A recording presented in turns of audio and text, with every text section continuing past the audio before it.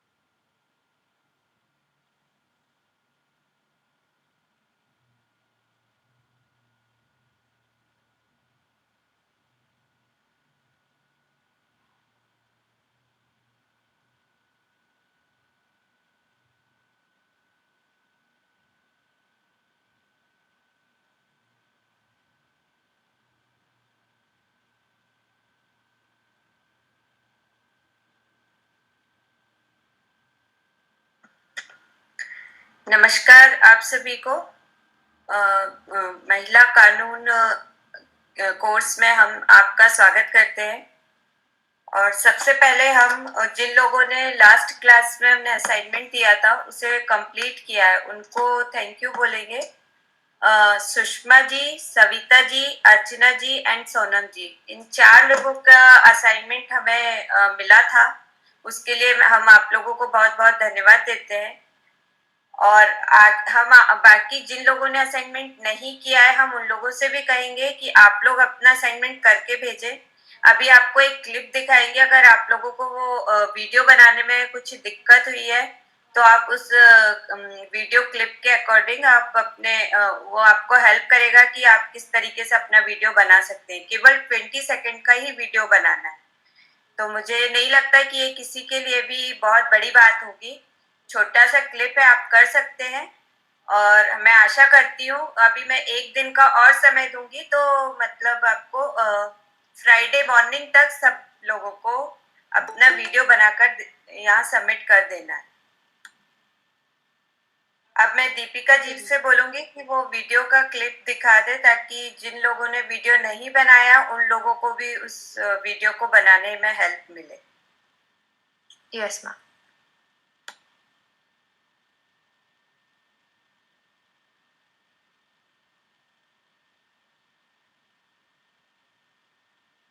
Ma'am मेरा screen visible है क्या? आपका स्क्रीन प्रेजेंट हो रहा है Deepika. Okay.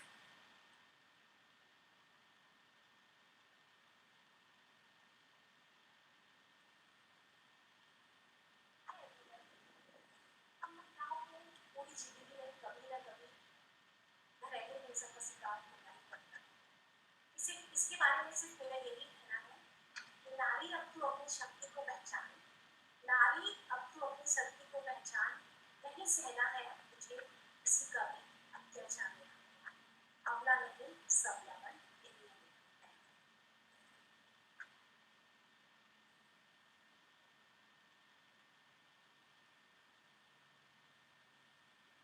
Deepika ji video clear present नहीं हो पाया। हेलो कुछ Deepika. Problem ma'am? Voice clear नहीं था या पिक्चर नहीं दिखाई दे रहा था मैम? नहीं, पिक्चर तो शो हो रहा है बट कुछ वॉइस क्लियर नहीं है। Okay, 1 minute.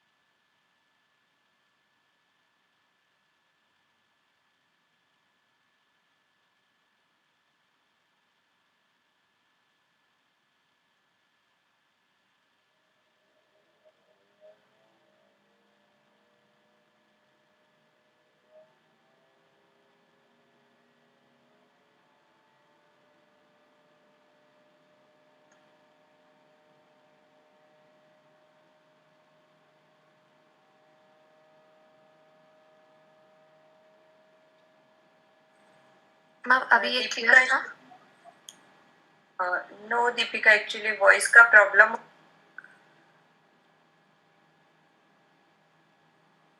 मैम आपका माइक म्यूट पर है, मैं आई कांट हियर यू।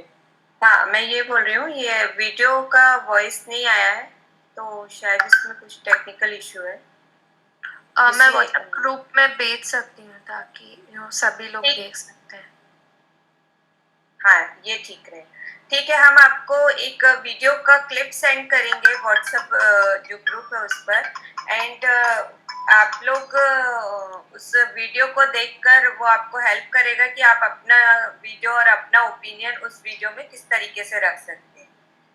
इसके बाद मैं दीपिका जी से बोलना चाहूंगी कि वो अपना क्लास को स्टार्ट करेंगे। Thank you so much ma'am.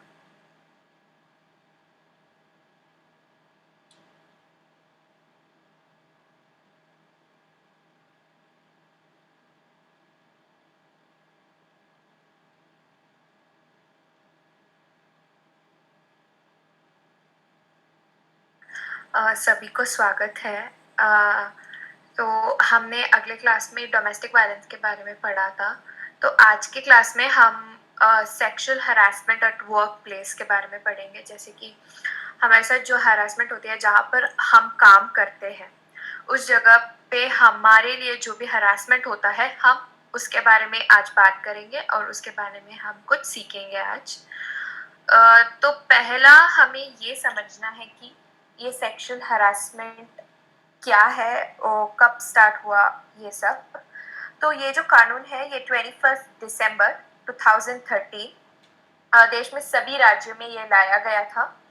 और चाहे आप किसी सरकारी दफ्तर पर काम कर रहे हो या कोई प्राइवेट में एमएनसी यानी मल्टीनेशनल कंपनी में, या किसी के घर पे डोमेस्टिक वर्कर जैसे काम कर रहे हो किसी फैक्ट्री, कहीं भी आप काम कर रहे हो, ये जो कानून है ये आपको बहुत मदद करेगा।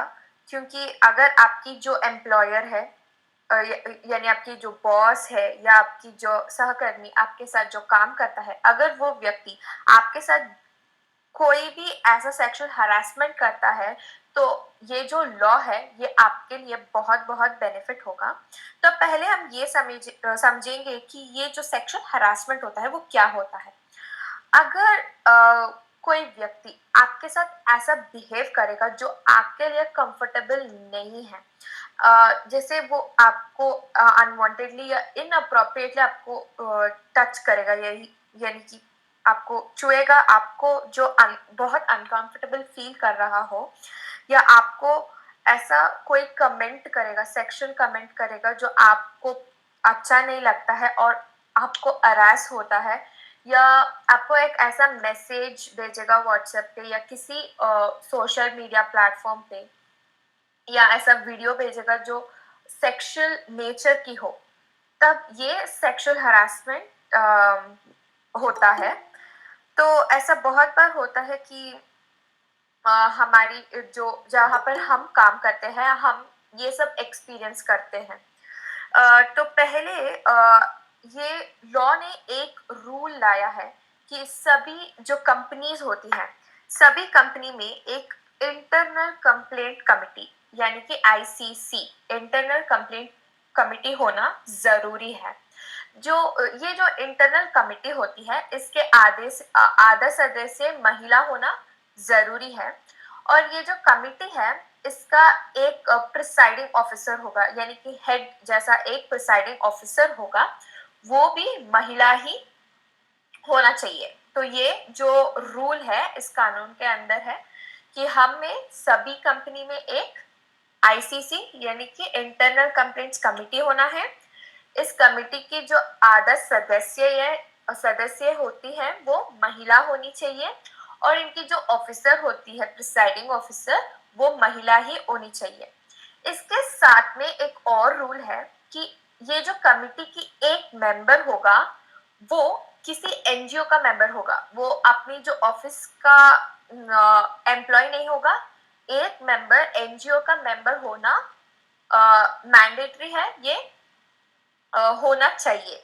ठीक है, समझ लिया ना सभी ने?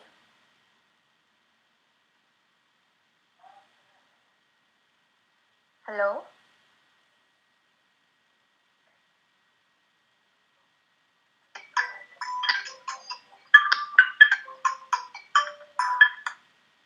हेलो सविता जी, आपको समझ में आ रहा है? अनम्यूट करके बोलिए। जी मैम, आ रहा है समझ में। ठीक है। तो इसके बाद आता है, अगर आप किसी एक ऑफिस में ऐसा वर्क कर रहे हो जहाँ पर 10 से कम लोग हैं, और जहाँ पर आपकी जो इंटरनल कमिटी होती है वो नहीं है, जब वो आपकी जो आईसीसी कमिटी नहीं है और आपके ऑफिस में ज्यादा लोग काम नहीं करते हैं, तो डिस्ट्रिक्ट मैजिस्ट्रेट ने एक इनिशिएटिव लिया है और हर एक डिस्ट्रिक्ट में एक लोकल कंप्लेंट्स कमिटी होता है। वो जरूर होता है, एक लोकल कंप्लेंट्स कमिटी, एलसीसी। तो ये जो लोकल कंप्लेंट्स कमिटी है, आप वहां जाकर अपनी कंप्लेंट रजिस्टर जरूर कर सकते हैं। अगर आपके ऑफिस में, या आप एक डोमेस्टिक वर्कर हो या फैक्ट्री वर्कर हो, और आपके जो काम करने की जगह होती है, आपके दफ्तर में अगर आईसीसी नहीं है, तो आप ये लोकल कंप्लेंट्स कमिटी को जाकर अपनी कंप्लेंट रजिस्टर कर सकते हैं। तो अगर आपने ये सेक्सुअल हरासमेंट एक्सपीरियंस किया, और जो आप एक्सपीरियंस करने के 3 महीने से पहले आपको ये रिटर्न कंप्लेंट रजिस्टर करना पड़ेगा। आपको जो कंप्लेंट है वो लिख के देना पड़ेगा 3 महीने के अंदर, क्योंकि अगर 1 साल हो गया, 2 साल हो गया और अभी आप आकर कंप्लेंट करेंगे, तो वो कंप्लेंट आप रिक्वेस्ट जो आपने किया है कंप्लेंट के लिए, वो एक्सेप्ट नहीं करेंगे और वो आपके मदद नहीं कर सकते हैं। तो 3 महीने से पहले आपको अपनी जो कंप्लेंट है वो लिख के देना पड़ेगा। आपकी जो भी एविडेंस है आपके साथ, आप वो भी अटैच करके आपकी कंप्लेंट दे सकते हैं। दोनों कमिटी के लिए ये आपका वॉइस ब्रेक हो रहा है। सॉरी मैम, अभी is it clear? No. 1 minute.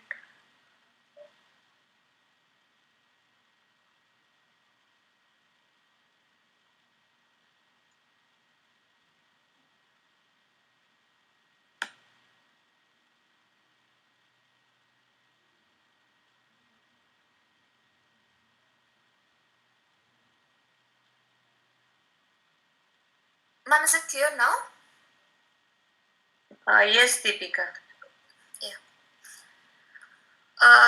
तो मैं ये बता रही थी कि अगर आपके साथ सेक्सुअल हरासमेंट की जो एक्सपीरियंस हो रहा है, आप कंप्लेन करना चाहते हैं, तो आप 3 महीने के अंदर ये फाइल रजिस्टर करना, ये कंप्लेंट रजिस्टर करना पड़ेगा।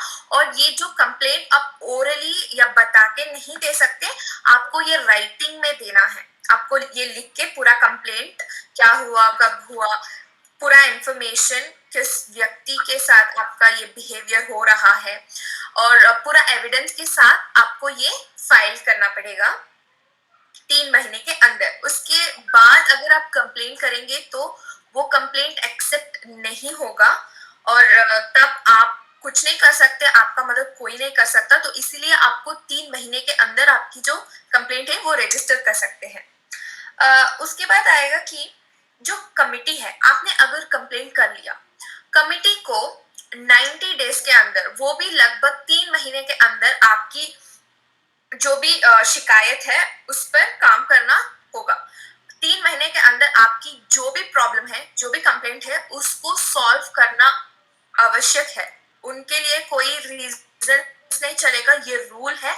अगर आपने एक कंप्लेंट कर दिया तो उस कमिटी को लगभग 90 डेज, वो शायद लगभग 3 मंथ्स के अंदर आपकी जो भी सोल्यूशन है वो देना पड़ेगा।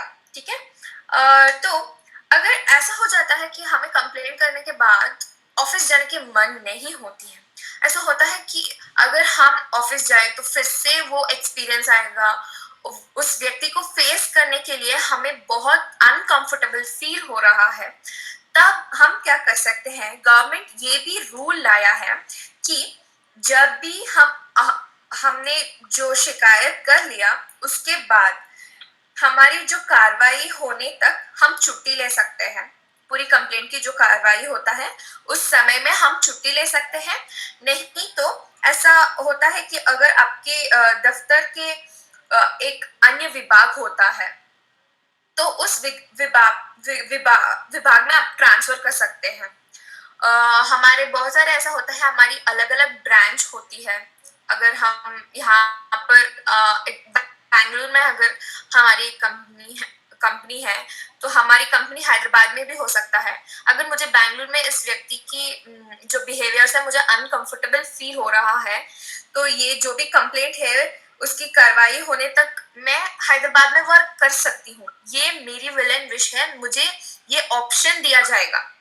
नहीं तो मुझे छुट्टी भी मिल सकती है। अगर मैं कहीं नहीं जाना चाहती हूँ, मैं इतना डिस्टर्ब हो गई हूँ कि मुझे घर पे बैठना है, तो मैं घर पे भी बैठ सकती हूँ। ये मेरी विश होती है, और ये गवर्नमेंट परमिशन देगा। आपकी जो भी कंपनी है वो परमिशन आपको जरूर देगा। ये समझ आ गया अभी तक मैंने जो भी पढ़ाया? सभी को कोई डाउट है? No ma'am. No ma'am. Okay. ऐसा बहुत बार होता है हमारे लिए, हम जो भी राइट्स दिया जाता है, हमारे लिए जो भी कानून है, बहुत सारे ऐसा सिचुएशन आता है जहां पर महिला उसे मिसयूज करेंगे। ऐसे कि अगर मेरे लिए किसी व्यक्ति पे एनिमिटी है, या मुझे वो व्यक्ति पसंद नहीं है, मेरे लिए उसके लिए मेरे पास बहुत गुस्सा है, तो ऐसा हो जाता है कि मैं फारसी सबूत देती हूँ, उसके गलत गलत कंप्लेंट कर देती हूँ उसके बारे में। तो ऐसा अगर एक महिला ने कर लिया, फारसी सबूत पेश कर दिया, तो कमिटी आपके ऊपर भी कार्रवाई कर सकती है, और आपके लिए भी सिवियर पनिशमेंट हो सकता है। क्योंकि ऐसे आपके जो राइट्स है, अगर आप ऐसे मिसयूज करेंगे तो आपको भी पनिशमेंट करना पड़ेगा, क्योंकि आपने किसी के कैरेक्टर पर, किसी के पर्सनैलिटी पर गलत बोल रहे थे। आपने जो भी एविडेंस दिया वो सब गलत है, जो सबूत है वो फारसी है। तो जो कमिटी है वो आपके ऊपर भी कार्रवाई कर सकती है। ठीक है। Okay ma'am. ओके। ये गवर्नमेंट ये भी कहा है कि अगर मैंने कंप्लेंट कर लिया अभी कमिटी को, जो मेरी पहचान है वो सभी को नहीं बता सकते, वो उसे सार्वजनिक नहीं कर सकते। मेरी जो भी पहचान है, अगर वो बहुत सीक्रेट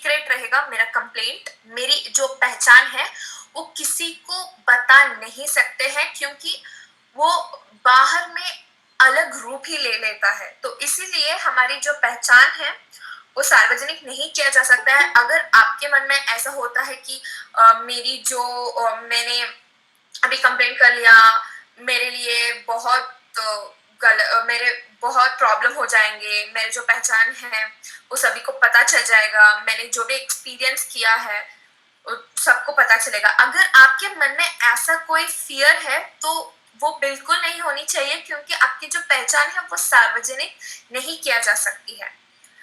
तो उसके बाद भी जो भी एक्शंस लेंगे उस व्यक्ति पर, वो भी सार्वजनिक नहीं किया जा सकता। मानिए कि मैंने अभी एक व्यक्ति पे कंप्लेंट लॉन्च किया है और उस व्यक्ति को उन्होंने ट्रांसफर कर दिया या उन्हें काम से हटा दिया गया है।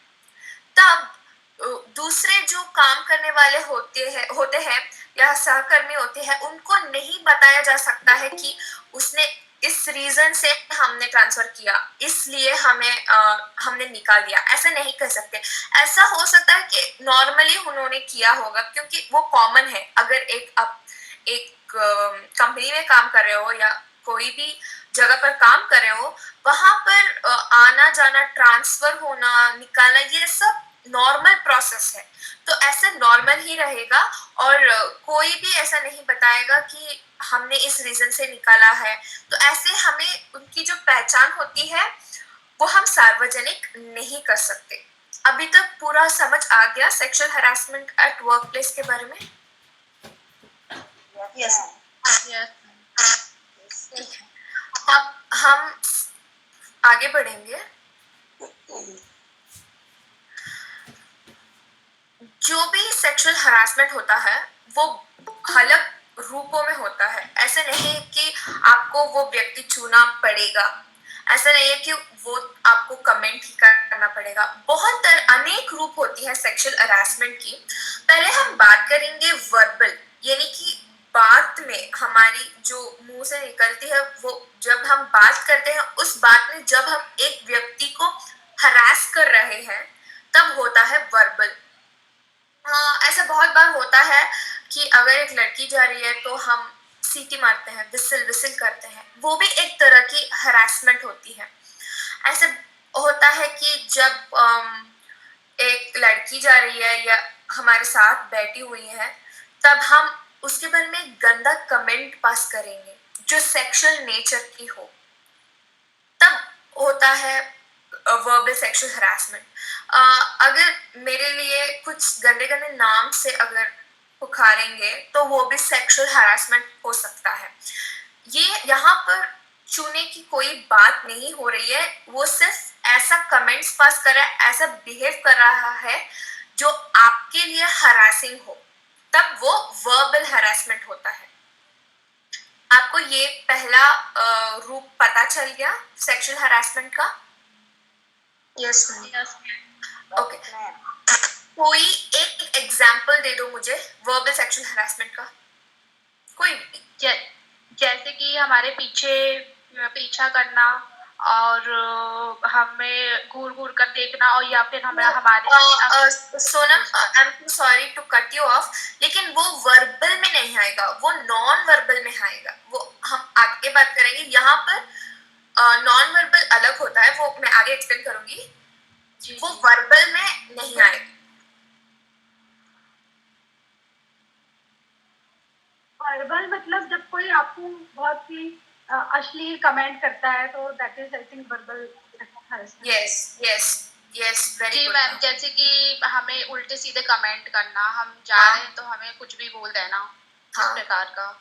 यस यस, वो होता है वर्बल। जैसे ये हॉट जा रही है, आइटम जा रही है, इस टाइप से भी बोल सकते हैं। हाँ मैम, यस, ये जरूर हो सकता है, और वो होता है वर्बल हरासमेंट। उसने कुछ नहीं किया, उसने सिर्फ बोला, और वो ऐसा बोला कि आपको हरास हो रहा है, आपको कंफर्टेबल नहीं है, तो वो होता है वर्बल हरासमेंट। ऐसा बहुत बार हो जाता है कि वो गंदे गंदे नाम से पुकारता है। ओके, मैं अभी एक एग्जांपल देती हूँ, आप बता दो कि ये सेक्सुअल हरासमेंट है या नहीं। अब मेरा नाम दीपिका है, तो मैं यहाँ पर काम कर रही हूँ, मैं कंपनी में काम कर रही हूँ। ऐसा हो जाता है, मैं जा रही हूँ और मुझे एक व्यक्ति ने दीपू दीपू बुलाया। मेरा नाम तो पूरा दीपिका है, उसने सिर्फ दीपू प्यार से बुलाया। अब ये सेक्सुअल हरासमेंट हो सकता है? आई थिंक नहीं होगा ये। नो नहीं, no ma'am, no ma'am. Reason बता दो क्यों नहीं होगा।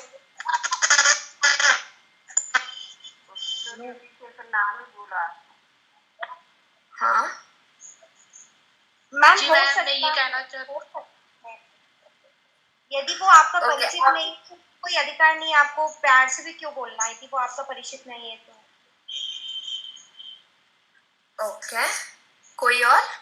जी मैम, ये चीजें ये हो सकता है कि अगर सामने वाले मतलब जिसका नाम से आपको बोल रहे हैं, अगर उनको कोई प्रॉब्लम ना हो तो ये हरासमेंट नहीं हो सकता है। अगर वो इस चीज में उनको बुरा लग रहा है या इस बात को लेके कि उन्होंने मुझे इस वर्ड से क्यों यूज किया है, ये नाम मेरा कुछ और ले रहा है, तो ये हरासमेंट हो सकता है कि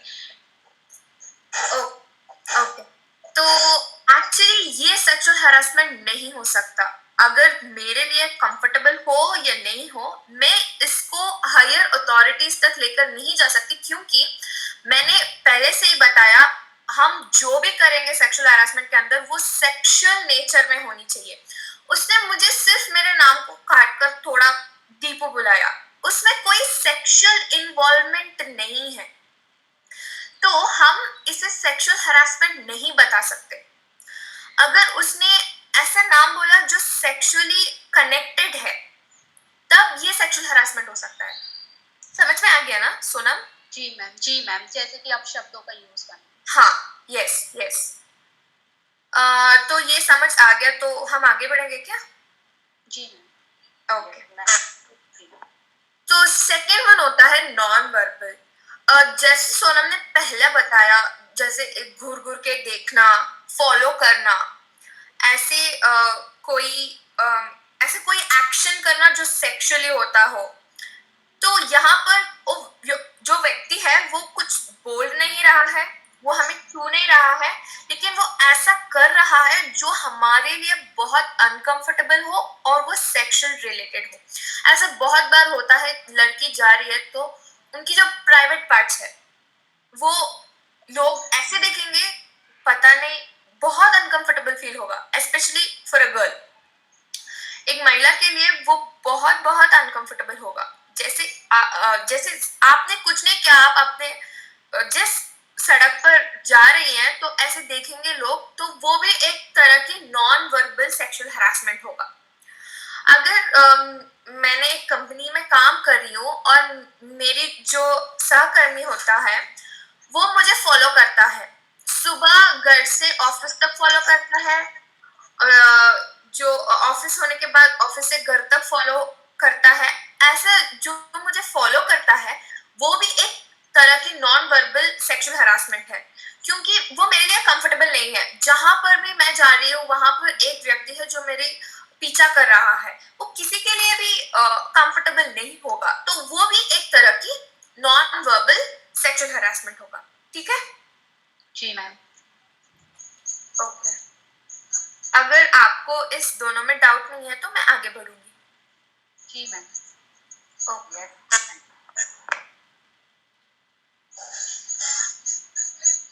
तो तीसरा होगा फिजिकल। अभी सभी को पता है सेक्सुअल हरासमेंट अगर किसी व्यक्ति ने आपके शरीर को छुआ, गलत तरह से छुआ, अगर बहुत बार होता है हम फ्रेंडली से हमारी जो शोल्डर है कंधों पर टैप करते हैं, वो सेक्सुअल नहीं हो सकता, क्योंकि वो ऐसे हमें अनकंफर्टेबल फील नहीं करेगा। ऐसे बहुत बार होता है वो कंधों पे मसाज जैसा करेंगे, वो थोड़ा प्रेस करेंगे, वो सेक्सुअल हरासमेंट है। आपकी जो चूने की होती है वो बहुत तरह के होते हैं। तो बहुत बार ऐसा सिचुएशंस आता है जहां पर वो फ्रेंडली करेगा लेकिन आपको वो कंफर्टेबल नहीं होगा। उसकी जो इंटेंशंस होता है वो क्लियर होता है, उसके मन में ऐसा कोई गंदा बात या विचार नहीं है, वो जनरली आपको ऐसा करेगा। लेकिन अगर आपको ऐसा अनकंफर्टेबल फील हो सकता है तो उस सिचुएशन में ऐसा नहीं है कि आप डायरेक्टली बता दो, आपके लिए कंफर्टेबल नहीं है, तो अगर उसके मन में ऐसा इंटेंशन नहीं है तो वो आगे से आपके साथ ऐसा बिहेव नहीं करेगा जरूर। तो फिजिकल सेक्सुअल हरासमेंट ये होता है जहां पर आपको एक व्यक्ति छूता है गलत तरह से, चाहे वो आपकी ड्रेस हो या आपकी बाल हो। ऐसा नहीं है कि आपकी जो शरीर है उसे ही छूना पड़ेगा। आपकी बहुत बार ऐसा होता है कि आपकी जो ड्रेस है वो टच करेंगे, या आपकी बाल है उसको टच करेंगे, वो सब भी सेक्सुअल हरासमेंट होता है। लेकिन यहाँ पर फिजिकल में छूने की जरूरत होती है अगर आप फिजिकल के अंदर फाइल करना चाहते हो तो। ठीक है जी मैम। ओके। ये काफी इजी है तो आपके लिए बहुत सारे एग्जांपल्स आ गया होगा दिमाग में। कोई बता सकता है एक और एग्जांपल मैंने जो भी दिया उसके अलावा जो भी एग्जांपल अगर आप देना चाहते हैं तो? जैसे कि आपने बोला मैम कि आपके कपड़ों को छूना, जैसे कि आपके हैंड पर हाथ रख देना, एंड या फिर आपके बालों को छूना, जो भी मतलब इस तरीके की हरकतें, इस Yes. तरीके के example. Yes yes, very good. ऐसा होता है फिजिकल सेक्सुअल हरासमेंट। अब ये क्लियर हो गया, मैं आगे बढ़ूं? जी मैम।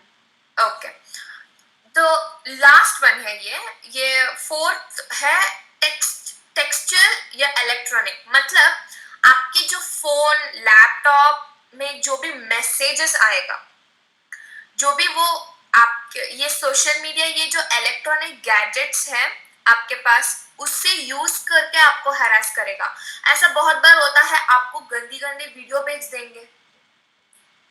ऐसा बहुत बार होता है, आपको एक अनवांटेड मैसेज कर देंगे, ऐसे बात करेंगे मैसेजेस पे। क्योंकि बहुत सारे लोग ऐसे होते हैं जो आमने सामने नहीं बोलते, ऐसे मैसेजेस में गंदे गंदे मैसेजेस भेज देते हैं। उनकी जो लैंग्वेज है वो बहुत गंदा होगा और बहुत ही अलग तरह के बात करते हैं जो सेक्सुअल कंटेंट हो।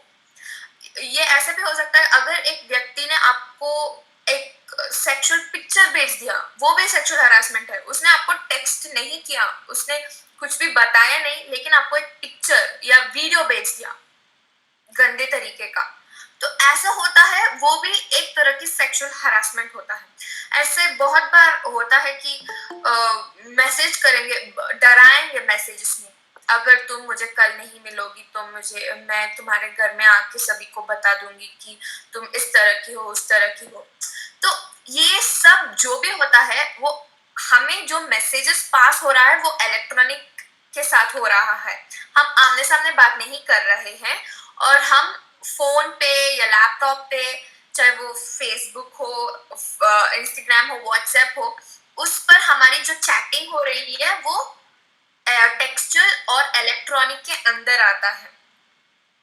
ये आजकल इंडिया में बहुत ही ट्रेंडिंग है। ये साइबर स्टॉकिंग और साइबर बुलिंग के अंदर भी आता है। ये बहुत सारे महिलाओं ने एक्सपीरियंस किया है अभी तक। टू बी फ्रैंक, मैंने भी बहुत बार ये एक्सपीरियंस किया है जहां पर लड़के अननोन स्ट्रेंजर्स कंप्लीटली, जो मुझे पता नहीं है, पता नहीं कहाँ कहाँ से आते हैं और ऐसे बेच देते हैं। तो हम इग्नोर, एक हद तक हम इग्नोर कर सकते हैं, और उसके बाद जो हमारे वो बहुत मेंटली डिस्टर्ब कर देगा। अगर आपने एक ऐसा पिक्चर देख लिया, वीडियो देख लिया, आपको वो बहुत अनकंफर्टेबल फील करेगा। आपकी जो भी काम है वो हम नहीं कर सकते, क्योंकि हमारे दिमाग में वो इतना डिस्टर्ब कर दिया होगा। तो ये होता है लास्ट तरह की सेक्सुअल हरासमेंट। तो ये 4 प्रकार के होते हैं। क्लियर हो गया सभी को? यस मैम मुझे एक डाउट था कि जैसे कॉल आते हैं कई बार, हाँ हाँ तो वो जैसे अननोन नंबर से कॉल आते हैं, तो वो हाँ। अगर उठपटांग बातें करते हैं तो फिर उनका नंबर ही, मैंने एक बार से एक नंबर ब्लॉक किया, फिर मान लीजिए दूसरे नंबर से कॉल आया, फिर हाँ। वो दूसरा नंबर ब्लॉक किया, तीसरे नंबर से कॉल आया, तो लाइक और क्या, मैंने मेरे हस्बैंड को बोला तो बोला कि just keep blocking the numbers. Okay. लेकिन फिर वही लगता कि क्या करना चाहिए इस सिचुएशन में? मैम, आपकी ये होता है, ये साइबर क्राइम के अंदर आता है। साइबर तब क्या होता है, आपको जो नंबर्स आ रहा है ना, उस सारे नंबर्स को अगर आप कॉल कर रहे हो तो प्लीज हैव अ रिकॉर्डर, जो कॉल रिकॉर्डर होता है, क्योंकि ऐसा बहुत बेनिफिट होता है इससे, क्योंकि हम अगर ओरली बोलेंगे तो वो बोलेगा मैंने नहीं किया। आपके पास प्रूफ होनी चाहिए। अगर वो मैसेज कर रहा है, इमीडिएटली स्क्रीनशॉट ले लीजिए। आप भी तो टेक्नोलॉजी इतना बदल गया है कि आप घर पे बैठ के अपने आप को डिफेंड कर सकते हैं। ऐसा नहीं है कि आपको कोर्ट घर को जाना पड़ेगा, ऐसा कुछ नहीं है। आप घर पे बैठ के सारा काम कर सकते हैं, right from filing a complaint till you finish the case, सभी हम घर पे बैठकर ही कर सकते हैं। लेकिन आपके पास जो भी है वो प्रूफ होनी चाहिए। तो इसलिए अगर ये इलेक्ट्रॉनिक हो रहा है तो आपके पास बहुत सारे एविडेंस हो सकते हैं, जैसे कि आपके जो स्क्रीनशॉट्स है वो हो सकता है, वो नंबर के साथ आपकी जो भी रिकॉर्डिंग है वो भी हो सकता है, आगे कॉल हिस्ट्री होता है। अगर वो व्यक्ति ने बताता है कि मैंने फोन ही नहीं किया, तो आपके पास कॉल हिस्ट्री होता है ना, कितने बार फोन आया, किस नंबर से आया, तो वो भी आपके पास, तो बहुत सारे एविडेंस होंगे, स्पेशली इस तरह की सेक्सुअल हरासमेंट में। तो आप वो सब इकट्ठा कीजिए और डायरेक्टली साइबर क्राइम में कंप्लेंट भेज दीजिए। वो उसके बाद वो जरूर काम करेंगे, आपके लिए कंप्लेंट नंबर दिया जाएगा। आप वेबसाइट पे जाकर उस कंप्लेंट नंबर को देखकर आपकी जो कंप्लेंट की स्टेटस देख सकते हैं। नहीं तो अगर आप साइबर कमीशन के पास नहीं जा सकते तो आपके आसपास में बहुत सारे ऐसी महिला समाज हो सकता है जो आपकी हेल्प कर सकते हैं, बहुत सारे एनजीओ हो सकता है आपकी हेल्प कर सकता है। तो आप वहां पर जाकर आपकी जो भी एविडेंस के साथ आपकी रिटन कंप्लेंट दे सकते हैं, तो वो एक्सेप्ट जरूर करेंगे। अगर आप काम कर रहे हो अभी, आपकी जो ऑफिस है उसमें कमिटी तो जरूर होगा। अगर कमिटी नहीं होगा तो लोकल कमिटी होगा, तो आप उस पे अपनी जो कंप्लेंट है वो फाइल कर सकते हैं। Okay ma'am. या ओके मैम। तो इसके बाद आता है टाइप्स। अभी मैंने बताया कि किस तरह, मतलब किस रूप में वो कर सकते हैं। अब होगा किस तरह, ये सिर्फ दो तरह की होती है। क्विड प्रो क्यो एक लैटिन टर्म है। ये अगर हम इंग्लिश में ट्रांसलेट करेंगे, दिस फॉर दैट, ये तो बहुत हैपनिंग है इस जनरेशन में, स्पेशली जहां पर बड़े बड़े कंपनी में जब हम काम करते हैं, ऐसे बहुत बार होता है हमने बहुत हार्ड वर्क किया है, हमने इतना श्रम किया है कि हमें प्रमोशन मिलनी चाहिए, तो हमारी जो बॉस है वो बोलेगा अगर तुम मेरे लिए ये मान गई, अगर मेरे सेक्सुअल जो फेवर्स है वो करने के लिए तुम तैयार हो, तो मैं तुम्हारी प्रमोशन कर लूंगी। तो यहाँ पर क्या हो रहा है, मेरे प्रमोशन के लिए वो कुछ मांग रहा है, दिस फॉर दैट, एक होने के लिए हमें दूसरा देना पड़ रहा है। तो ये होता है क्विड प्रो क्यो। समझ में आ गया? Yes ma'am. ऐसे एक और एग्जांपल मैं दूंगी। अगर मैंने एक व्यक्ति आ गया और मेरी जो सहकर्मी है उसने बोला कि तुम एक रात मेरे साथ आ जाओ। मैंने सॉफ्टली बोला नहीं, और वो बोलेगा मैं इस पूरा ऑफिस को बता दूंगी तुम्हारी कैरेक्टर अच्छा नहीं है, तुम उस तरह की लड़की हो। तो ये जो होता है ये भी एक तरह की क्विड प्रो क्यो है, क्योंकि मैंने एक के लिए दूसरा मांगा है। वो मुझे थ्रेटन कर रहा है, वो मुझे डरा रहा है कि जो भी मेरा कैरेक्टर है वो स्पॉइल करेगा आगे। ठीक है, तो ये होता है क्विड प्रो क्यो। दूसरा होता है हॉस्टाइल एनवायरनमेंट। हॉस्टाइल एनवायरनमेंट ये होता है कि जो मैं काम करने वाली, मेरे आसपास की जो एटमॉस्फेयर है जहां पर मैं काम करती हूँ, उस एटमॉस्फेयर अगर वो अच्छा है तो मेरे लिए काम करने की जिद होगी, मुझे काम करने की जो आशा है वो ज्यादा होगा। बहुत बार ऐसा हो जाता है कि लोग ऐसे रूमर्स स्प्रेड करेंगे मेरे बारे में, ऐसे गॉसिप करेंगे, और ऐसा हो जाता है कि लोग मेरे जो सेक्सुअल कैरेक्टर है उसके बारे में कुछ गलत बता देंगे लोगों को, और सभी लोग मुझे बहुत अलग से देख रहे हैं, तो ये जो मेरे आसपास के जो एनवायरनमेंट होती है, मेरी जो एटमॉस्फेयर होता है वो बहुत हॉस्टाइल हो जाएगा। अगर वो हॉस्टाइल हो जाएगा तो मेरे लिए वो बहुत अनकंफर्टेबल होगा वर्क करने के लिए, तो वो होता है हॉस्टाइल एनवायरनमेंट। तो ये दो तरह के होते हैं सेक्सुअल हरासमेंट। समझ में आ गया? Yes ma'am. Yes ma'am. ठीक है, तो आगे दो सिनेरियो है, यानी कि दो एग्जांपल्स है जो मैं आपको बताऊंगी, और मुझे ये आपको बताना है कि ये क्विड प्रो क्यो है या हॉस्टाइल एनवायरनमेंट है। ठीक है, ये किस तरह के अंदर आएगा बता दूं? यस। ओके, तो ये हमारी ये जो फर्स्ट एग्जांपल है ये कामिनी के बारे में है। कामिनी जो है वो एक टीम लीडर है एक कॉल सेंटर में, और वो बहुत हार्ड वर्क करती है, वो बहुत डेडिकेटेड है, वो जो भी काम करती है वो परफेक्टली करती है, उसमें उसमें कोई डाउट नहीं है। तो एक दिन ऐसा हो जाता है कि कामिनी के लिए बहुत जरूरी इम्पोर्टेंट प्रेजेंटेशन है, तो वो एक शाम को रुक जाती है ऑफिस पर। यूजुअली ऑफिस 5 या 6 मैक्सिमम, उसके बाद महिलाओं को काम नहीं होगा, तो उसके लिए एक जरूरी मीटिंग प्रेजेंटेशन होगा कल, तो इसलिए वो प्रिपेयर करने के लिए रुक जाती है अपनी जो सहकर्मी यानी कोलीग रवि के साथ। तो रवि कामिनी को ऑफर करता है, बोलता है कि वो उसे डिनर के लिए ले जाएगा, और उसके बाद वो कामिनी के घर को भी ड्रॉप कर देगा, क्योंकि बहुत रात हो गया है और वो हेल्प करना चाहता है। कामिनी ने, क्योंकि ये बहुत सॉफ्ट ऑफर था, ये ह्यूमैनिटी का था, अगर कोई महिला है तो ऐसा हमने ऐसा ऑफर किया है तो मान जाएगी, तो कामिनी ने मान गई। तो डिनर, उन लोगों ने डिनर के लिए गए, और डिनर होने के बाद जब रवि ड्रॉप करने जाता है तब बताता है कामिनी को वो एक रात उसके साथ बिताना चाहता है। ठीक है, लेकिन कामिनी गुस्सा नहीं हुई, कामिनी ने सॉफ्टली आराम से बोला कि वो नहीं चाहती है ये सब, और वो घर जाना चाहती है। तो रवि ने उस दिन तो ड्रॉप कर दिया। फिर अगले दिन ऐसा ही सिचुएशन आ जाता है जहां पर रवि ने फिर से कामिनी को ये रिक्वेस्ट देता है, ये बोलता है कि आज आ जाओ, लेकिन कामिनी फिर से इसे रिफ्यूज कर दिया, फिर से वो नहीं मानी।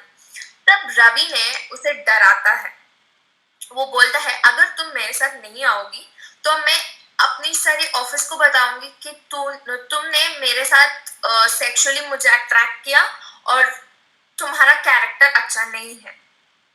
ठीक है, क्वेश्चन समझ आ गया? Yes ma'am. अब आप लोग बता दो ये क्विड प्रो क्यो है या ये हॉस्टाइल एनवायरनमेंट है, दोनों में ये किसके अंदर आएगा? हॉस्टाइल। सेकंड वाले के अंदर। Hostile environment. आप लोगों ने हॉस्टाइल एनवायरनमेंट कहा, तो क्यों हॉस्टाइल एनवायरनमेंट के अंदर आता है? क्योंकि वो उसके कैरेक्टर पे उंगली उठा रहे हैं। बारे में उसने अभी किसी को बताया नहीं,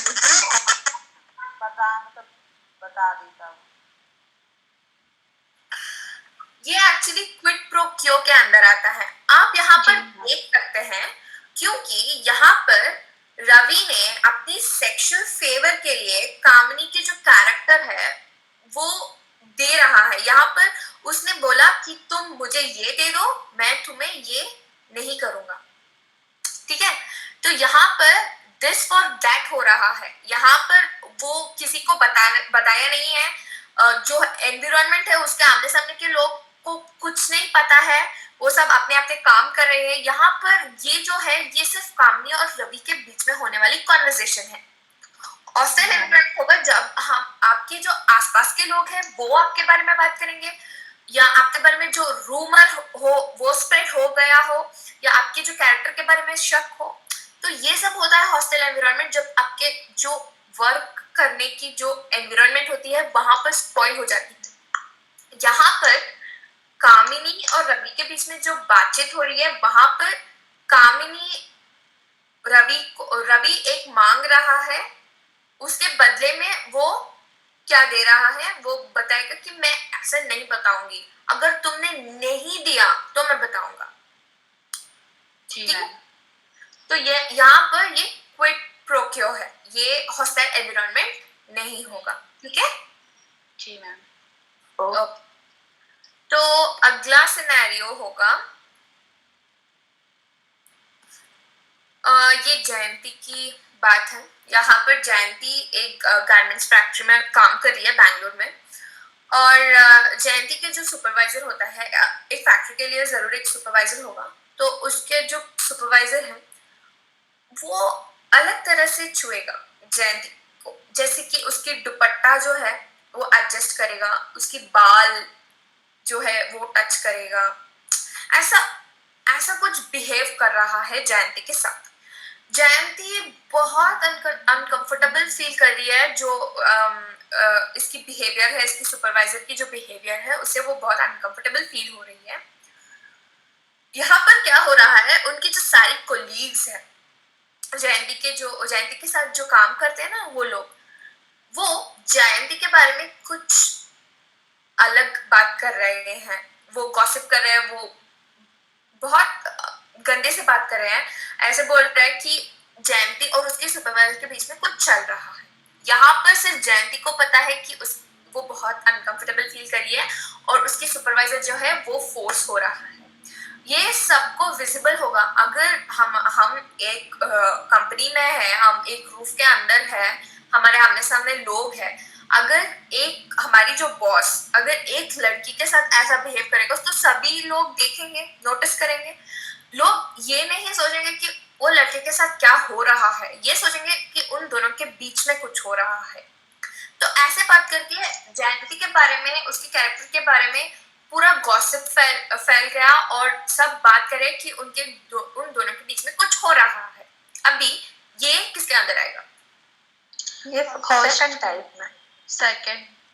यस, ये सेकंड टाइप में अंदर आएगा, क्योंकि यहाँ पर अपने आसपास के लोग जो एनवायरनमेंट जयंती के लिए क्रिएट कर रहे हैं वो बहुत गलत है, क्योंकि यहाँ पर जयंती की पोजीशन किसी ने नहीं सोचा, उसने सिर्फ उन दोनों के बीच में जो हो रहा था वो ही उन्होंने देखा, और उन्होंने ये भी ट्राई नहीं किया ताकि वो जाके जयंती के साथ बात करे, जयंती को बताए कि जयंती के पास जाकर जयंती की जो फीलिंग है वो सुने। ऐसे लोगों ने नहीं किया, बल्कि लोगों ने क्या कर दिया, लोगों ने बात करना शुरू कर दिया। ठीक है, तो यहाँ पर जो एटमॉस्फेयर है जयंती के लिए वो अलग है और वो कंफर्टेबल नहीं है। तो ये होता है हॉस्टाइल एनवायरनमेंट। अभी मुझे लगता है आप लोगों के लिए ये दो क्या होता है क्लियर हो गया, क्योंकि एग्जाम्पल के साथ ज्यादा दिमाग में रहता है। अब समझ में आ गया ना सबको? जी मैम। तो हमने अभी तक देख लिया कि ये क्या है, किस तरह के हैं, किन रूपों में हो सकता है। तो हम ये भी देखेंगे कि हम इसे कैसे डील कर सकते हैं। हमें प्रॉब्लम जानने की कितना जरूरत होता है, उससे कैसे डील करना वो भी जरूरी है, वो सब। तो पहले होता है डायरेक्टली इन्फॉर्म दैट पर्सन। अगर आपको, मैंने एक सिचुएशन दिया पहले में, जैसे कि बहुत बार ऐसा होता है, मैं फ्रेंडली बिहेव कर रहा हूँ, मैं एक लड़का हूँ, मैं एक लड़की से, मैं सभी के साथ ऐसे ही हूँ, और मैं एक लड़की के साथ भी ऐसे बिहेव कर रही हूँ, लेकिन मेरे जो इंटेंशंस है, मेरे जो विचार है वो गलत नहीं है, मेरे मन में ऐसा कोई विचार नहीं है सेक्सुअल हैरेसमेंट की, मैं सिर्फ ऐसी नॉर्मल सी बिहेव कर रही हूँ। तो ऐसा बहुत बार होता है। तो आपके जो पहला स्टेप है, आप डायरेक्टली उस पर्सन को बता दो कि आपके लिए ये कंफर्टेबल नहीं है, क्योंकि आपको अगर आप फाइल करेंगे ये दोनों के लिए लॉस होगा, आप भी बहुत डरेंगे, और यहाँ पर ये जो व्यक्ति है उसका कैरेक्टर भी स्पॉइल होगा। तो पहला स्टेप है आप उस व्यक्ति को डायरेक्टली बता दो, कह दो कि ये गलत है, ये मेरे लिए कंफर्टेबल नहीं है, आप मेरे साथ ऐसा मत करो। हो गया बात। अगर वो व्यक्ति का विचार ठीक है और उसके मन में ऐसा कोई विचार नहीं है तो वो जरूर आगे आपके साथ ऐसा बिहेव जरूर नहीं करेगा। अब वो आपसे दूर रहेगा और दूर दूर से ही बात करेगा, ऐसा हो जाता है। सो पहला स्टेप आपकी होती है आप उसे बता दो डायरेक्टली, ठीक है। तो उसके बाद होता है bring it to the notice of higher authority. मैंने बोला हर एक कंपनी में या आपकी जो लोकेलिटी डिस्ट्रिक्ट है उसमें आपकी कमेटी होगी।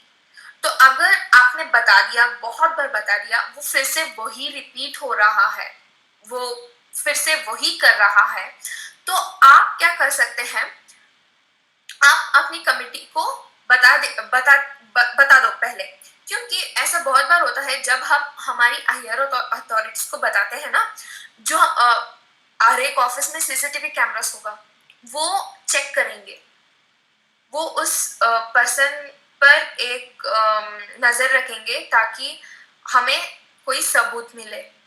तो आप अपनी जो हायर अथॉरिटी है, आपकी जो बॉस है या कोई भी कमिटी हो, आप उसे बता दो कि ये हो रहा है मेरे साथ, ठीक है। अभी आपने अपनी कंपनी में बता दिया, उन्होंने कुछ एक्शन नहीं लिया, आपने कमिटी में भी कंप्लेंट कर ली,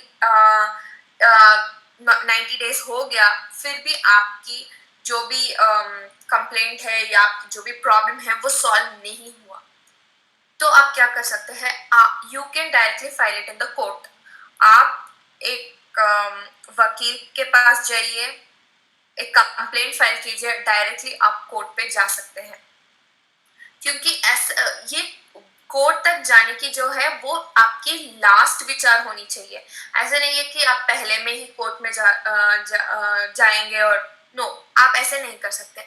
हम धीरे धीरे एक एक स्टेप में जाना पड़ेगा, क्योंकि जैसे मैंने बताया बहुत बार अनइंटेंशनली भी होता है। तो पहले हम उस व्यक्ति को बता देते हैं, बार बार बताने के बाद भी वो अगर ऐसा ही बिहेव कर रहा है तो आप अपनी कंपनी में जो भी आपकी बॉस है, क्योंकि ये आपकी कंपनी में हो रहा है तो ये कंपनी वालों की रेस्पॉन्सिबिलिटी होती है। आपकी जो सुरक्षता होती है, आपकी जो सेफ्टी होती है, वो अपने ऑफिसर्स के हैंड में होता है। तो आपको पहले अपने ऑफिसर्स को बताना है। अगर अपने ऑफिसर्स ने भी कुछ नहीं किया और बहुत बार ऐसा होता है कि अपने ऑफिसर्स बोल देते हैं कि जस्ट इग्नोर करो उसे। तो कितने बार हम इग्नोर कर सकते हैं, एक बार दो बार, ऐसा नहीं हो सकता। तो अगर आपने वो भी कर लिया, आपके पास कोई चॉइस नहीं है, आपको आगे जाना पड़ेगा, क्योंकि ये बहुत ज्यादा हो रहा है। आपके जो मेंटल हेल्थ है वो डिस्टर्ब हो रहा है, आपकी जो काम करने की जगह है वो बहुत अनकंफर्टेबल फील हो रहा है। तो आप लास्ट स्टेप होता है आपको कंप्लेंट फाइल करना और आगे कोर्ट में आपकी केस लड़ना। ये होता है आपकी लास्ट स्टेप। ये होता है 3 स्टेप आपके लिए, आप कैसे डील कर सकते हैं। तो पहले जब आप डायरेक्टली बताते हैं ना, सॉफ्टली बोलो, ऐसे नहीं है कि आप दूसरे को ऑफेंड करो। ऐसे बहुत बार हो जाती है, एक लड़की है जो बहुत गुस्से में है और वो ऐसे बोलेगी जैसे वो उस मर्द को ना ऐसा लगेगा कि ये कैसे चिल्ला रही है मुझ पे। तो ऐसा होता है, वो रिवेंज लेने के लिए ज्यादा करता है।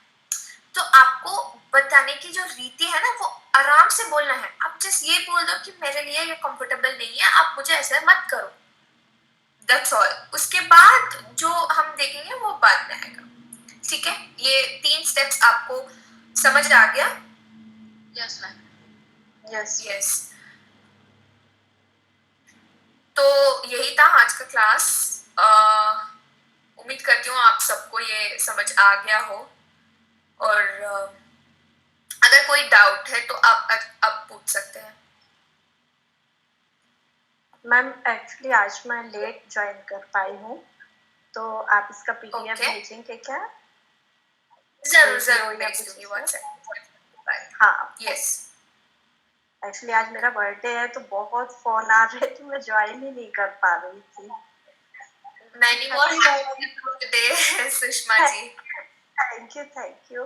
और जो वीडियो आए थे वो आप दिखा चुके क्या वीडियो?